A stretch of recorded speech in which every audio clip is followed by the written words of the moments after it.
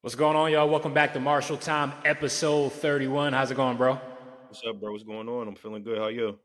Can't complain. So we're gonna start this off. First off, it's been a few days into this week since we last chatted. So we're gonna start off first, just some things that caught your eye, maybe some headlines, some highlights, some performances.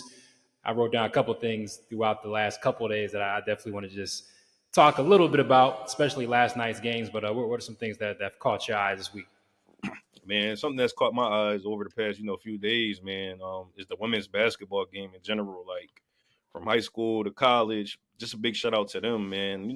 For years, women's basketball, hasn't gotten as much love as men, and it could be for different reasons, but these girls have been hooping, man. You got Caitlin Clark. Big shout out to her. She just declared for the draft today. She's going to be exciting to watch in the pros. But she's been breaking records. She broke the NCAA 3-point record. She broke the Big Ten record for points. She's doing her thing, man. Juju Watkins. I'm gonna just read her little stat line for the last 8 games. 30 points, 3 blocks, 3 steals. Then she had a 42-point game with 4 steals. 18-point game with 11 rebounds. Then she had 33 points, 8 assists, 4 steals.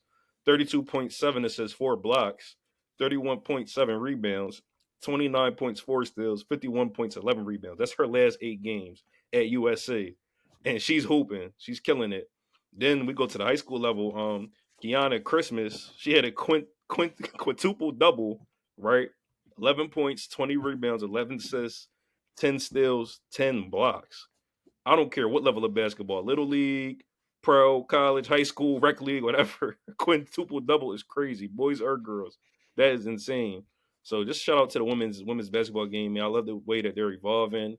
Um, I'm somebody that like personally I haven't watched a lot of women's basketball, right? I don't sit down and watch a lot of women's basketball, but when March Madness comes, I do. I like to watch it because those games get intense, and I'll definitely be tuned in more now. And when Caitlin Clark and Angel Reese, those women get to the WNBA, I definitely want to start watching them too, man, because that game is evolving. It seems like it's going to be exciting to watch in the future. Yeah, shout out to Caitlin Clark. I'm excited to see how she translates to the WNBA. I think she's going to be amazing for that league when it comes to just extra, even more added attention with her style of play. But Juju Watkins is special. Like you just see how she moves. Like there was a lot of attention if you follow the high school recruiting game and the girls side of things in high school ball. You knew there was a lot of attention with her coming to USC and what she did in high school, but just how she moves, like just the way she goes about playing the game. It's so fluid, nice size. She has the handle. She's just a natural. The game just seems to come too easy. It just comes really easy for her. Like you watch some players and the way they play just comes natural to them. She works on her game, but there's just a solid foundation.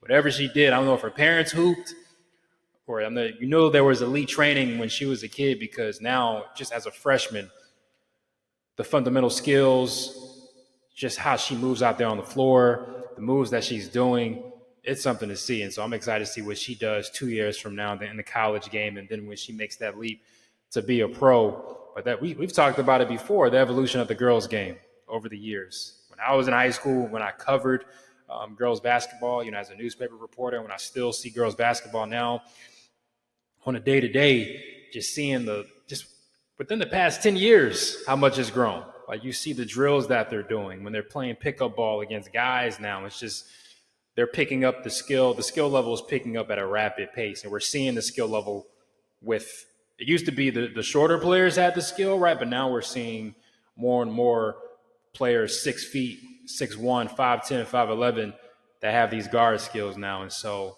it's exciting to see. So that's definitely a good look. I want to give a quick shout out to Raheem Morris. We're gonna talk about the NFL real quick. The NFL Combine is this week. I appreciate the honesty.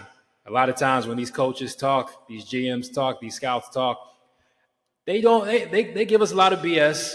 They don't want to keep it honest to the media and to the public and the fans. But he said, if we had better quarterback play last year in Atlanta, I might not be standing here. I appreciate that because we all know anybody who can see what the Falcons did last year, Desmond Ritter is not it. Was never going to be it. And you're fooling yourself if you don't think the Falcons aren't getting a new quarterback. There's rumors that they may trade for Justin Fields, but I just appreciate the honesty from Raheem Morris saying, look, our quarterback play was trash. We got to get it done. We got to make a change. And so that's a positive. If I'm a Falcons fan, I appreciate the honesty. If I'm Desmond Ritter, it is what it is. It's a business. It is what it is. You'll be okay. So last night's NBA games, obviously the big conversation is the Clippers folding against the Lakers. LeBron had a huge game, 34 points, 6 boards, 8 assists. Also, I want to talk about the Bulls beating the Cavs. Andre Drummond with 26 rebounds. When it comes to the Cavs, to me, the biggest question mark I'm always going to have is that front court. I can't forget about last year against the Knicks, Jared Allen, Evan Mobley.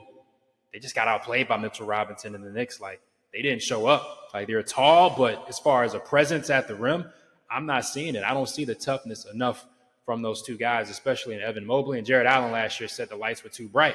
Was it Jared Allen who said that? Let me double check. I think it was, yeah, he said the lights were too bright. And so I'm hearing you say that. I can't, I'm going to have reservation in my mind, especially if you play a Knicks team again in the playoffs. Like, I just can't, as great as the Cavs have been playing, and I like their roster makeup, I like what each guy brings to the table. Too many question marks for me when it comes to that front court, man. You can't be saying the lights are too bright, and a year later, expect me to trust you in the same situation. So I got to see it to believe it when it comes to the Cavaliers. I just don't buy it. Pacers beat the Pelicans.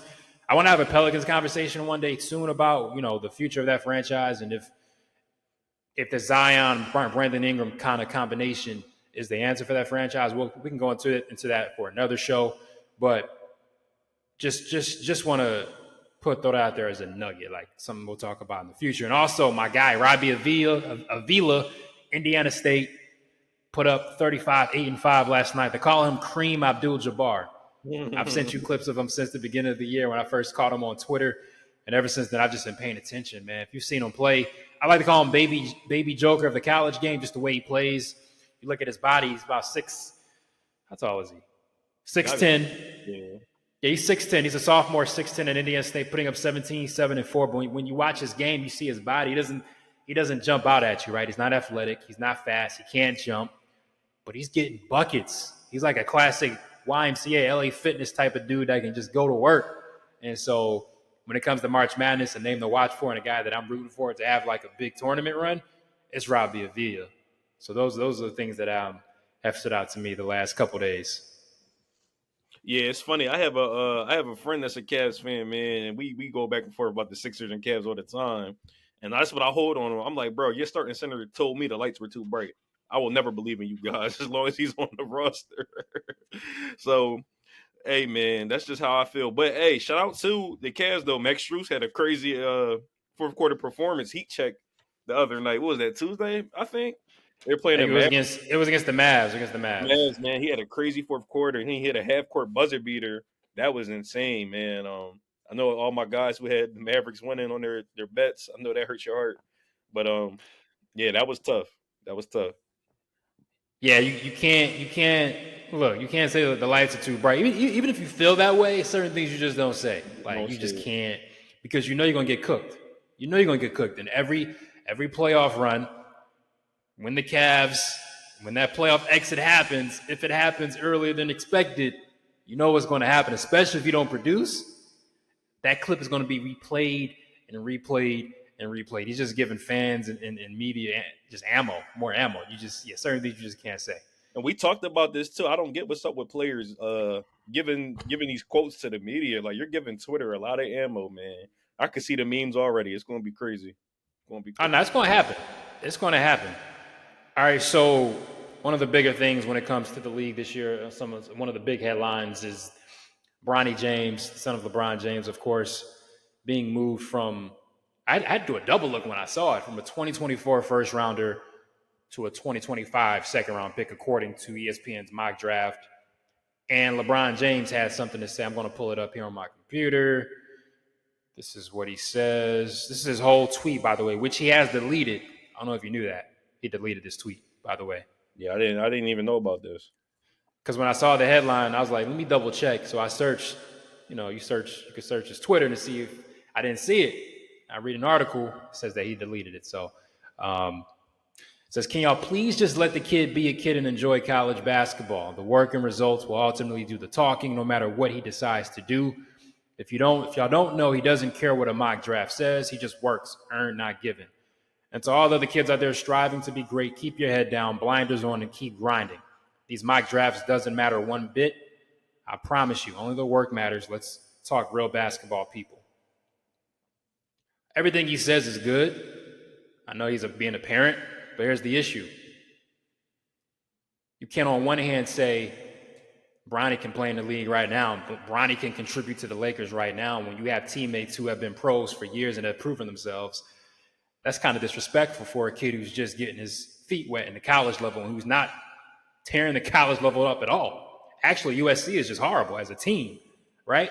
And you can't even make an impact on that team. And so it's disrespectful on one hand to say that your son, who isn't a star on his USC team, can contribute to an NBA team right now, number one. And on the flip side, say, my son doesn't care about the mock draft, let him be a kid. Well, your son hasn't said anything. Your son isn't putting any spotlight on himself. I don't see him as like a flashy person or a flashy player, right? All the attention is coming from LeBron saying, I want to play with my son. And now you're seeing these rumors and headlines about teams angling, trying to draft Bronny to try to lure LeBron to them. This is all pressure and attention coming from LeBron, right? So for me, LeBron is always, listen, nothing to do with who he is as a player, as a person. But sometimes he says some things that I got to side eye him. Like he recently said he's not one to want attention when he talks about having a farewell tour. Well, LeBron, you're the one that said you're the chosen one. You're the one that puts a crown on your head every game, right? To me, that's drawing attention. He had the decision to go to Miami. You had a decision to go to Miami. Like, what are we talking about here? Your whole career has been nothing but attention that you're drawing to yourself. And so this is another one right here. You're bringing attention not only yourself, but to your son. You got to understand the media, the mock draft, this isn't anything new. You were a part of it. This is a yearly thing that the media and these scouts do to project certain prospects. It is what it is. The game is the game. And so I have a problem with what LeBron said, and then he didn't double down. He actually deleted the tweet. So if you're going to say something like that, stand on it. Don't delete it, right? If you really truly believe this, why are we deleting it? That's my thought. Yeah, no, I agree with you 100%. And it's more so about just standing on what he said, because what he said is true. Like, in reality, most of the times mock drafts do not matter. Like, we've seen so many guys not get drafted that high and have become, the best players in the league. Like, Giannis wasn't a top 10 pick. Kawhi wasn't a top pick. Jokic was a second-round pick, right? So, I mean, when you just look at these things, he's right. Mock drafts really don't matter because at the end of the day, the goal is to get to the league and then prove yourself. That's the ultimate goal. So he's right about that. But like you said, he should have stood on it. He should never deleted it. Two, he sounds hypocritical because he was the one saying, oh, he could play for the Lakers right now, like you said. So it's kind of like you say you don't want to care about mock drafts. You don't just let the kid enjoy playing college. Well, let him do that. Don't say things like he could play in the NBA right now. Even if you believe that, as you should, you're his father. You don't have to put that spotlight on him. It's the same thing that the ball father did, right? We saw it's the same thing he did, and we saw how that panned out. Like Lonzo, he's a solid player, but he's not what he was supposed to be. He's a good player, but he has his flaws. Angelo's not even in the league. You know what I mean? He hyped them, all three of them, to be up like the next superstars of the league. So sometimes the pressure is just unwanted, man. And players look at that stuff too. Like when you get to the league, I know players, it's a battery in their back. Like, oh, they hype this young guy up thinking he's about to be this and that. All right, we're going to show him. You know what I mean? So he's just putting unnecessary attention. And Bron should know that better than anybody because he had haters on his team before he came to the Cavs, right? So he should know that better than anybody. So that's my only thing with that. But he does have a point, though. He has a valid point in that tweet. I wish he didn't delete it. Yeah, it's like, look, if you're being a dad, you're being protective of your son, keep the tweet up there, right? But it's like at the end of the day, when you're putting that attention on your son, you got to be ready to face the consequences that come with that. Like you got teammates that are going to be looking at that a certain way when you say he can come on the Lakers right now and contribute. Like, how does that look, right? It's disrespectful. And look, you can have your thoughts on Bronny as a prospect. When we're talking strictly basketball, it's a sensitive topic when it comes to Bronny because who his dad is, right? And so I think there's no room for a middle ground. If you criticize him as though you're being a hater, if you praise him too much, it's like, well, you hyping up LeBron, you a LeBron fan. That's all it is. For me, I'm looking at Bronny as a regular prospect. I don't care what his name is. When I saw him being projected as a first round pick, I wasn't quite sold totally, just from I didn't scout his high school games. I can only go off of what I've seen in limited video, right? And the clips that I've seen, I didn't see like a lottery talent, right? I didn't see a super, like he's athletic, but the athleticism isn't, I'm not seeing John Wall high school, ball is life mixtape type of talent, right? We know when it jumps out at you, we know what it is. I'm seeing comparisons to like Drew Holiday, which is fine. Drew Holiday and what he does, he's a great player. But the media game, the mock draft game, what these teams are trying to do when it comes to try to align themselves up with Bronny to get LeBron, it just doesn't, I don't know. I look at it kind of funny. And now to see him drop from a first rounder to a second rounder next year, it's like, okay, now can we properly reassess who Bronny is as a player? He had the heart condition too. Let's not forget about that. So there's a lot of things that fall into this. And so whether he goes into the draft this year or not, I don't know. I wouldn't be shocked if he did, honestly. I just want people to have a measured level of expectation here. He's 6'3", I believe. He hasn't shown a great ability to be a creator right now on a USC team. He's averaging, last time I checked, 5 points a game for a not so good USC squad, right? So I just want people to have a measured level of analysis and expectations. That's my only thing when it comes to Bronny. I'm not sure what you've seen or your thoughts on who he might be as an NBA player, because I don't know. I don't see an all-star. That's just a fact. It's just not jumping out at us right now. That's what it really comes down to. I mean, let's look at the facts. The facts are he's on a USC team who's terrible, and he's not even a top player on that team. That's the facts. So when you look at it like that, you ask yourself, what is he good at? Okay, he's a good passer, he's a good defender, and he's an okay shooter. But he's not excellent at any of those. You know what I mean? It's not like when Lonzo was in college, right? We knew that he was an excellent passer, like best passer in the country. We knew that he could shoot the college three, even though his college three was, even though his form was a little, it was a little wacky. We know he could shoot the ball. With Bronny, it's like he doesn't create his own shot, and the impact that he has on that UFC team isn't like enough for them to win. You know what I mean? It's like he's doing little things, and little things are important, but I feel like at the college level, you have to stand out.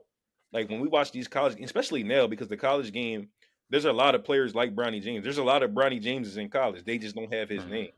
That's the biggest thing with me. If Bronny James didn't have that name, who is he right now? Are we even talking about him getting drafted? Right? I watched a guy like Miles Powell at Seton Hall kill for years, right? And I don't even know if Powell got drafted. And if he did get drafted, it was very late. Yeah. It was like the end of the round. So what are we really talking about here? That's my whole thing with that. And I'm not here to say he'll never be good. I'm not here to kill the kid. That's just the facts. The facts are there's a lot of Bronny Jameses in college right now. They just don't have LeBron as their dad. That's the fact. So, yeah, I mean the name has a major part. The name has a major part to do with it. It's just it is what it is. Like, talk about the college game right now. I think most people heard more about Bronny James than a Reed Sheppard at Kentucky entering this season, right? Reed is a killer. You give Reed Sheppard the Bronny James name. Reed Sheppard is the number one pick in the draft, right? I mean, let's just keep it real. In a supposedly weak draft, which we'll talk about. You know what I mean? And so it's just the politics of the draft game, the name game. GM's trying to figure out if they can get LeBron to come to their franchise if they pick up a Bronny, which I think is nasty work. I wouldn't sacrifice a first round pick to get LeBron James. I just wouldn't do it.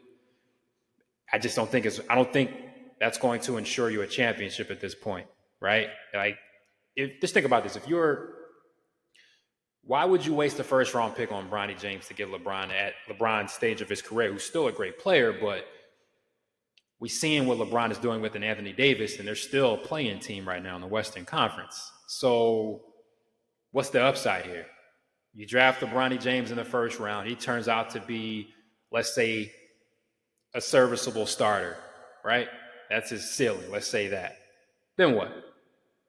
You got LeBron for a couple more years. You're going to sell out tickets. You're going to me, if a team does that, it's all about the business side of it. It's not about basketball, because any competent basketball mind is not sacrificing a first round pick just to get LeBron James at 40. Like it doesn't make it makes no sense to me. Do you see Bronny entering the draft this year? I think it's 50-50 right now, because part of it is like he knows that he's going to get drafted, so why not? But at the same time, LeBron might say to him, "Hey, what about you stay another year? Let's get better." But at the same time, we know Bron's goal is to play with his son. So why would he not want that to make happen soon as possible? Um, if I had to bet on it, I'd say he's coming out, just because it's like we know he's going to get drafted, right? He's going to get drafted regardless. But he could stay and still be cool because the the NIL money and the fact Oh that yeah. Bron is there anyway. So, I think he's going to come out, just because why wouldn't you come out? You know what I mean? So, Here's the thing: it's not a money issue for Bronny. right, It's just right. like your dad's LeBron James. You good? Like you're straight. Um, if he is a second round pick this year, why? Let's say the Lakers pick him up in the second round. Boom, LeBron, stay here in LA. You got Bronny in the second round. We'll develop Bronny. I can see that being a situation. But I'm with you. I think it's 50-50. If I had to say right now, it's tough because I know LeBron and playing with Bronny and being in the league at the same time is a huge deal for him. And so you never know. Nothing's promised, right? Anything can happen. And so I can see that being a determinant factor when it comes to Bronny making that decision. And so we'll see. Maybe he has a huge, next couple of games come conference tournament time. I don't know. Like, it's just basketball wise, talking strictly basketball, he shouldn't. But once again, this is a personal family situation and it's something that they want to accomplish. And so who's to say they shouldn't do it, right? And so I'm 50-50. I wouldn't be shocked if he does enter the draft, though. Speaking of the draft, leads me to our next conversation. It was something I saw on Twitter. Jonathan Giovanni, who does the draft, who covers the draft and prospects, tweeted out something pretty much how NBA teams have already given up on most of the draft picks over the last few years. And I've been hearing conversations from other NBA players, former NBA players, just about how teams develop and teams evaluate. And the consensus is what I've been feeling for a while now. Most of these teams have no idea what they're doing when it comes to evaluating talent and developing talent. And so when I hear about the class of 2024 being a weak class, I really don't buy into that, because how do you define a weak class, right? Because there's talent every year all on the board, from the first round to the undrafted level. I don't think it's a weak class. I think, if anything, scouts and GMs and front office types are lazy. They don't know what they're looking at, and they don't even know where they're trying to build. And so years like these, when there isn't a Zion, when there isn't a Ja, a Vic, a Brandon Miller, a Scoot Henderson, when it isn't so clear cut, I think this really exposes who doesn't know what they're doing, who's really not been putting in the work, who really has no clue on what they're doing and trying to build a team. And so there's going to be great talent in this year's class. Can you spot them out? But also, can you develop them and put them in the right positions to do so? I have more to say, but that's just my introductory thoughts. But yeah, just your thoughts on just the overall evaluation process of these teams and, quote unquote, the class of 2024 draft being weak. I feel like the whole talent evaluation process in the NBA is messed up.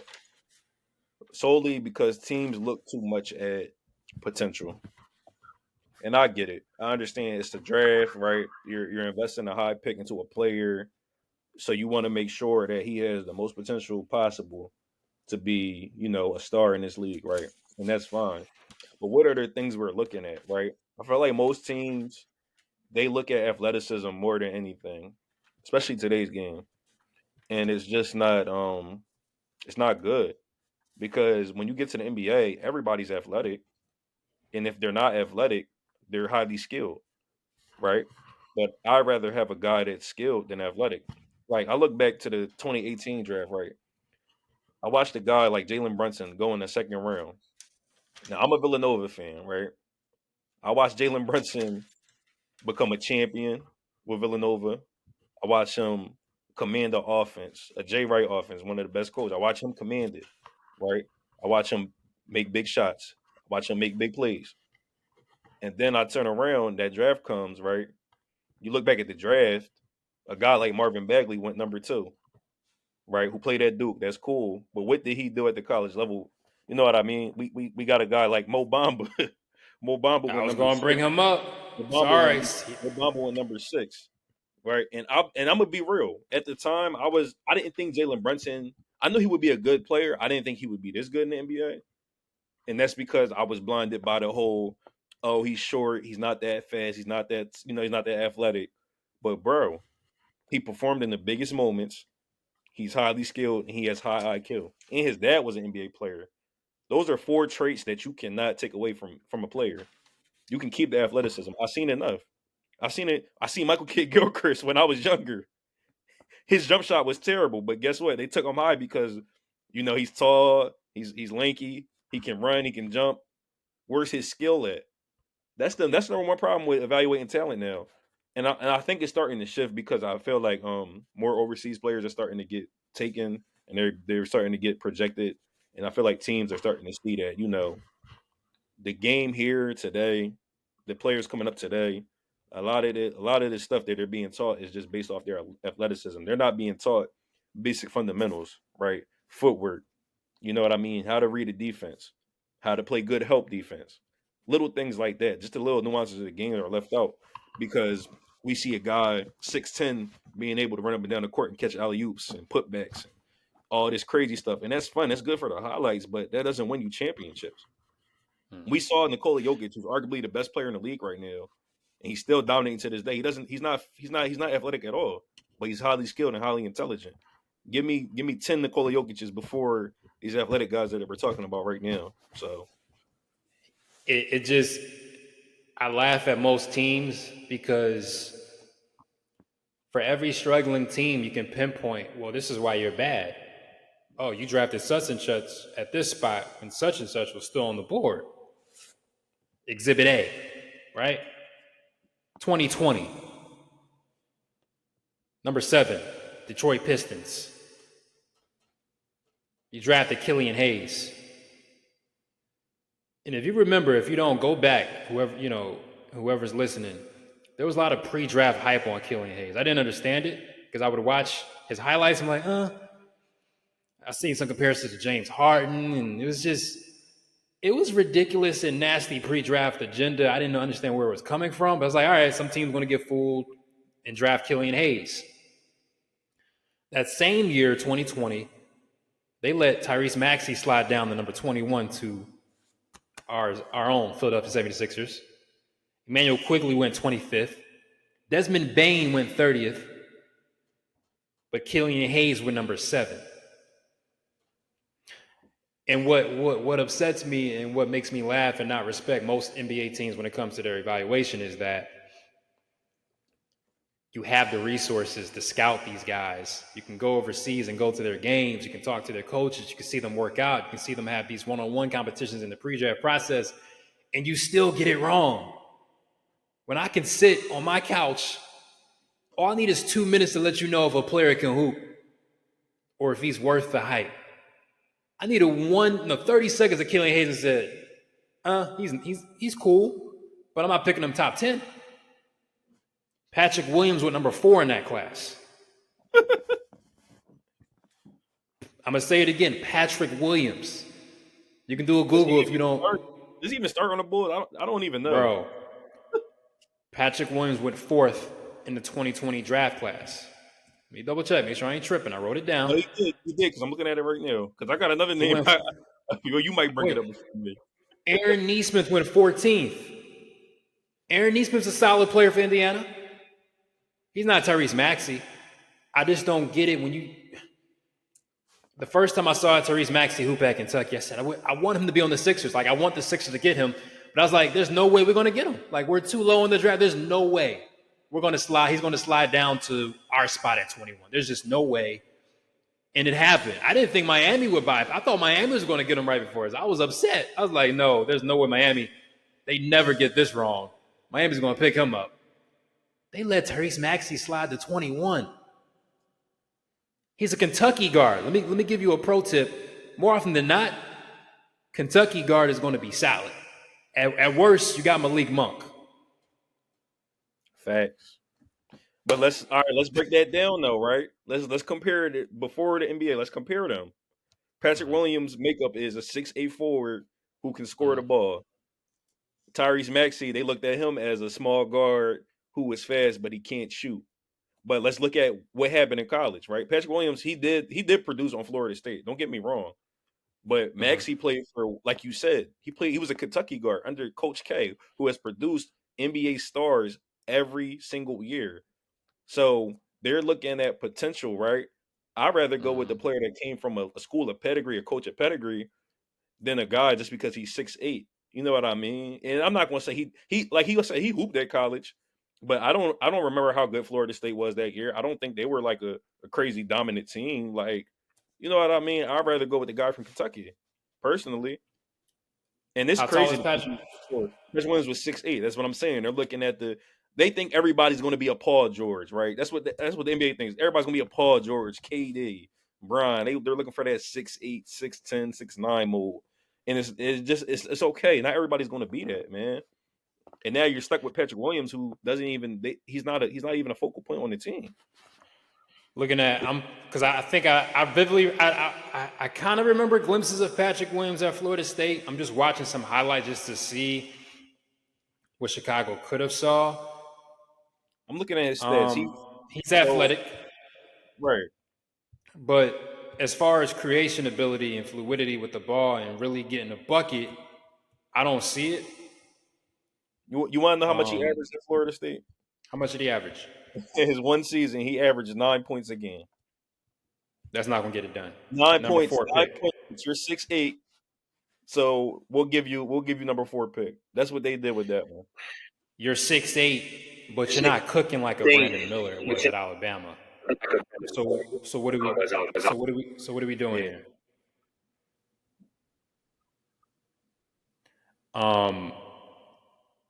And speaking about Kentucky guards, what I've learned and what I've seen, they usually show more when they get to the pros. Devin Booker, nobody thought Devin Booker would be the Devin Booker that we know today because he didn't show everything at Kentucky. The same with a Jamal Murray, the same with SGA, which I want to bring up in another draft class. 2018, you mentioned Mo Bamba. Look, I remember Mo Bamba at Texas. He wasn't a lottery pick. It was giving me a shame to beat. Just a big guy, no offensive skill to speak of, no solid foundational pieces. The footwork wasn't like Joel Embiid at Kansas. I'm like, wow. Like, Mo Bamba was drafted one spot behind Trae Young. Hey, let's look at that. Trae Young they were disrespecting Trae Young too. I said, look at that. They were disrespecting Trae Young too, right? Trae Young was the small guy who's a jack. That was his thing. Oh, he won't get this off in the NBA. That was his thing.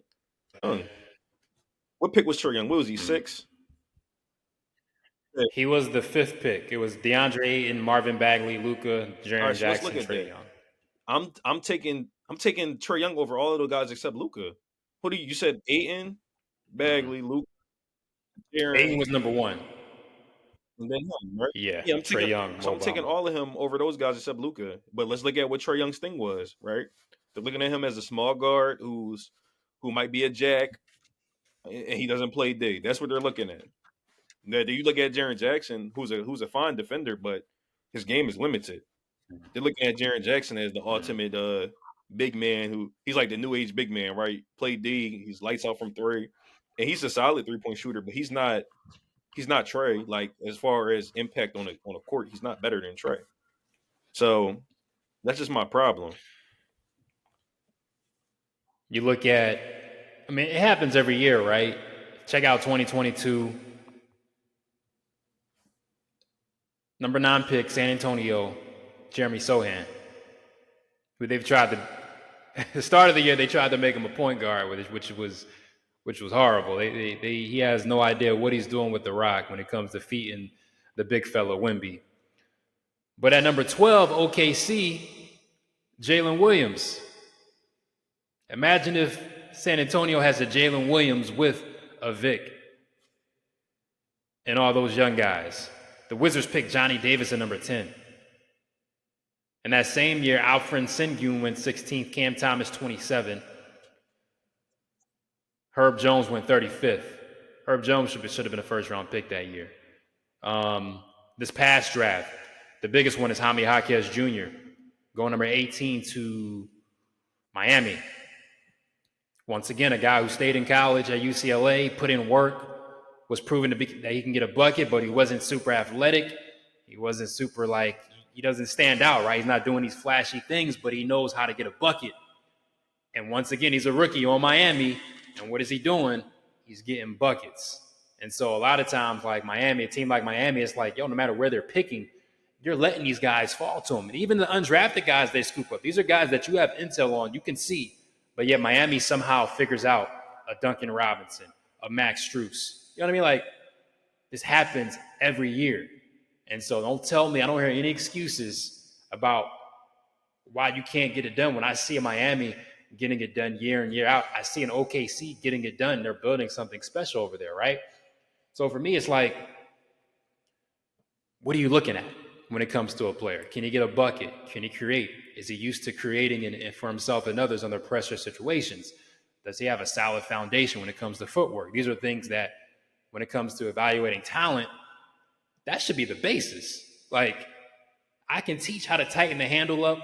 I can work on the jumper, but it's the foundational work there. I look at a Reed Shepherd, who I think teams are going to overthink this year. They're going to overthink it. This is a guy, Kentucky guard, by the way. I love Rob Dillingham, too. He's going to be exciting. But Reed Shepherd had a big game the other night against Mississippi State.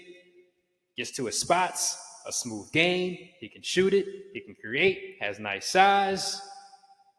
But you know what the knock is going to be? He's not super tall. He's not super athletic. He's not blown by anybody. That was the same kind of reservations about Jalen Brunson, right? And so these are the things that when I look at a player like Reed Shepherd or Jaime Jaquez or Jalen Brunson, guys who haven't been athletic their whole life, they've been used to having to find creative ways to score.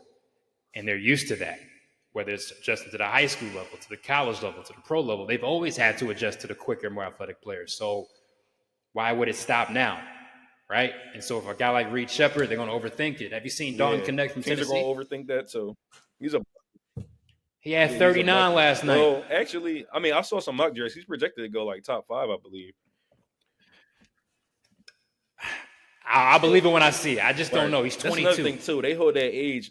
Hey, perfect example of that. And you know what I'm about to say. Zaire Smith and Mikal Bridges. We literally drafted Mikal Bridges, traded him for Zaire Smith, and our reasoning was we believe they're the same type player. Zaire Smith is just younger, and we can get an extra pick out of it. I watched, they put that highlight tape on. All I saw that man do was run and dunk and catch alley-oops.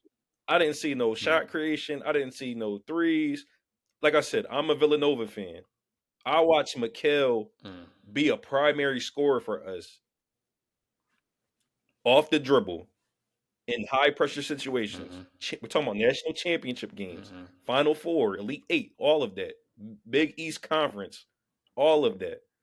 And you're telling me you're going to take a guy because he's athletic and he can play D like Mikal and he's younger?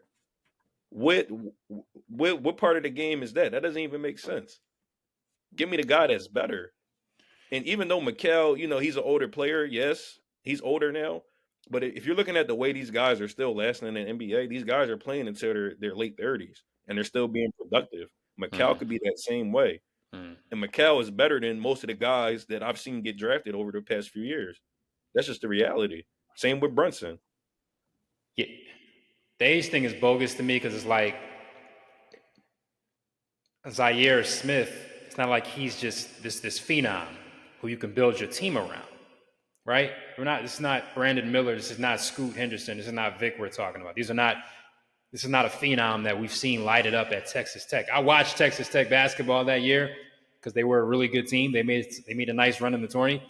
I don't recall Zaire Smith making plays. And then you watch the highlights. He was a runner. He was a jumper. That was it. There was no basketball skill whatsoever. So what is the foundation that we're building on? Another point, like, and this is maybe a lesser situation because the Sixers, man, they just pissed me off. That year, you had 3 chances to pick a Nova guy. You had Mikal Bridges, you trade him. You could have had DiVincenzo. You could have had Brunson. You passed over all 3 Villanova guys. Remember Isaiah Joe? If you just watched him as a Sixer, you thought he was just a jump shooter. I tuned into OKC games last year. He's putting the ball on the floor. He's going up for dunks. His confidence is sky high, and he's doing it again this year. That's a lot of. He's a baller. There's a lot of ballers in the league. The evaluation was there for the Sixers. They got that. They got that right. But the development was off. The patience wasn't there. So these guys are talented more often than not. But do you know how to use them? Do you know the full scope of their game? Are you building their confidence? When I see Miami Heat players, no matter who it is, one thing that stands out to me is they're confident. Like Duncan Robinson, Max Strus. We saw Gabe Vincent last year. There's just something about that Heat energy and what they do and that infrastructure. Jaime Jaquez this year, he's playing like a vet. But these guys are confident. They build their guys up, and they develop them. And I think that's missing more often than not for a lot of these franchises. And so when you look at these bad teams and what's wrong with them, you can talk about coaching. But for me, it's like, okay, Chicago, you drafted Patrick Williams, number 4. I don't have to talk to you anymore. Detroit, you drafted Killian Hayes, number 7. This is years ago now at this point. But Memphis, you drafted Hakeem Thabeet, number 2, before James Harden. So, miss me with the coaching issues. Miss me with whatever excuse you want to make. Let's look at your draft history. Show me a successful team, and I'll show you a successful draft history. Who won the championship last year? The Nuggets. They found Joker in the 2nd round. Jamal Murray. They took a chance on Michael Porter Jr. And nobody didn't want to because he had the physical. And when he was healthy, he was the best player in his class. But they allowed him to slide to Denver. Joke's on us. That's just my own. And it's going to be interesting, man, because we know March Madness is coming up. It's going to be interesting to see how many players kill it in pressure-packed moments, right? Crucial moments. How many show that at the end of the game they can get a bucket on their own, and teams are still going to gloss over them because of the 6'8" guy who's fast and can jump and run. And that's going to be the funny part. And I'm going to be looking at my screen laughing when they pull up this guy's clip, and all he's doing is dunking. It's no bad. No, it's no looking at it's just dunking. That's just going to be funny. Looking at the mock drafts now, I don't know if you seen the mock drafts. On NBADraft.net. It's going to be a lot of European guys that most of us haven't really seen play. I'm fine with as that. Far as I'm fine with that. But a Reed Shepard at Kentucky, a Rob Dillingham at Kentucky, a Dalton Knecht at Tennessee, Devin Carter at Providence. If you haven't watched him play, like, he can go. And so I think there's going to be a lot of college guys who get overlooked in this draft who are going to be great value picks and additions to teams that really know what they're doing and are actually building something. I'm actually interested. We talked about Robbie Avila before the show started. Like, I'm actually interested to see, like, man, you look at his game, he has an NBA skill set, just doesn't look the part. The packaging isn't there. But it's like, man, you see what Sengun is doing in Houston, but most teams don't have that mindset. They don't have the creativity on how to, like, how can I use him? What But can he? the What can he do? the one thing How that's in can his I? favor is it's a copycat league, right? The team saw how Jokic Mhm. is killing. Somebody will take a chance on him. People, team see how Sengun is doing. Teams are going to take a chance on him. Somebody will Yeah, take a chance on him. I hope so. I mean, I want to see it, but you take a chance on him, but Right, actually give him a right. chance. Don't just bury him on the bench in the first minute. Because he's going to have to adjust to the speed, and like it's going to for any rookie, it's going to take time to adjust. But let him find his way into the league and find his rhythm. Just give him a chance. Another question: the big fella from Purdue, Zach Edey. My thoughts on him haven't changed from last year to this year. He was the player of the year last year, I believe, and he came back to Purdue, putting up big numbers again. I mean, he's a 7-footer. He's huge. Nobody's going to stop you at this level. I just don't see.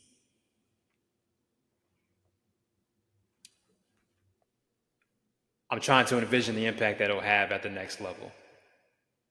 Um, because you can dominate the college game right now, but the way the NBA game is now, what's your place? And I don't see a team. If I'm going to spend a lottery pick on you, you got to be a guy that I'm going to build my team around, especially if you're that size. Like you got to be a core piece. Which team is going to utilize him as a core piece in today's game? I don't see it. I'm not really into the Zach Edey being a lottery pick Yeah, thing. most That's where mock I drafts don't stand have with him it. going like top five. The reality is his type of big Yeah, man is just out of style in the league. If you're going to be that tall, you got to be multi talented, and we know what his game is. He's a post guy. He's using his size as he should, but in the NBA, you need more than that now. So especially at center. So that's just the reality for him. I saw he hit his first 3-pointer this year though. Shout out to him. Yeah, he did. oh, did he? Okay, he's Yeah, working but working on the I think he's range. only taken like 2 or 3. He hasn't taken Okay, many. So okay, all right. Hey, shout out to him. We'll see what happens. Oh, GG Jackson's another one. This past draft, second round pick. There was a lot of talks about his maturity level at South Carolina, but he was 17 as a freshman, and he still put up respectable numbers. And teams let him slide to the Grizzlies, number 45. What do the Grizzlies do? They evaluated it, and then they developed him. And now the opportunity came to show and prove. And what is he doing? Their other player, yeah, Vince Williams. What he's done, right? Was he I even don't. I drafted? think he was undrafted He was pick or almost 47 undrafted. in the 2022 NBA draft. And all I see is a guy he's a hooper. He's going to defend. He can handle it. He has great vision. He can score it. You let him slide to the second round, almost undrafted. So, yeah, I don't want to hear excuses from these NBA teams about your coaches, whatever the case may be. You're in a small market. I don't care. Like, there's players out there. This is a huge world. There's players everywhere. We're seeing what the Heat are doing. We're seeing what the Thunder are doing. We're seeing what the Grizzlies are doing with Jackson and Williams. You're just trash at evaluating and developing talent. That's just what it is. Until you get competent people in these front offices, it's going to continue to be that way. The Sixers give me hope. Ricky Council, I like that. That's a great evaluation. But now, what are you going to do to develop him? We'll see. You messed up with Isaiah Joe. We'll see what happens with Ricky Council and Trey Smith too. We'll see what happens with him too. Like there's an NBA hooper there. I feel like It's in just both it's those funny to guys. me because the Blue So Coats are always one of the best G League teams, but we never can translate that onto the roster. yeah, I mean, look, I well, our previous coach didn't really vibe with younger players. So I think with Nick Nurse, he's actually a newer age coach in his thinking and giving young guys a chance. And so I'm excited about that prospect. But most of these front offices are horrible. You don't know what you're doing. You have all the technology and the resources to scout these guys and develop these guys, but you're horrible every year. So Detroit, you can blame Monty Williams, but also you drafted Killian Hayes, number 7, when you could have had Tyrese Maxey. And don't tell me hindsight is 2020. When I watched Kentucky basketball that year, I said Tyrese Maxey is a guy the Sixers need, but there's no way we're going to get. And lo and behold, he's an all-star. Sorry, no excuse. Any final Nah, thoughts, bro? man. Just just looking forward to the rest of the NBA season. Looking forward to March Madness on the women's and men's side. These is the weather's about to start getting nice, man. Make sure y'all get out there, play some pickup ball, watch some good ball, and just keep vibing. This is the best time of the year as a hooper, as a hoop fan. March Madness is coming up, so we got the brackets. Obviously, we should do a little bracket challenge for the show. That'd be dope. And also, the NBA playoffs is teams are gearing up, trying to rev up things, and so I'm excited to see what happens for the Eastern Conference. Obviously, with Joel Embiid, is he going to come back? He spoke today. The hope is that he comes back. We'll see. I'm not getting my hopes up. This team is bad without Joel Embiid, and I'm excited for the Tobias Harris era to end. People are finally, what I've been saying for the last few years, people are finally coming to grips I think Sixers fans as a whole now are coming together on Tobias Harris. It's cooked. It's done. It's over. So we'll see in the West. The West should be fun too, coming down the stretch as well. The play-in the Western Conference is going to be crazy, but we still got some games to play. We'll see what happens. Thank you guys for watching. Like us on YouTube, social media, Apple Podcasts. See y'all next week.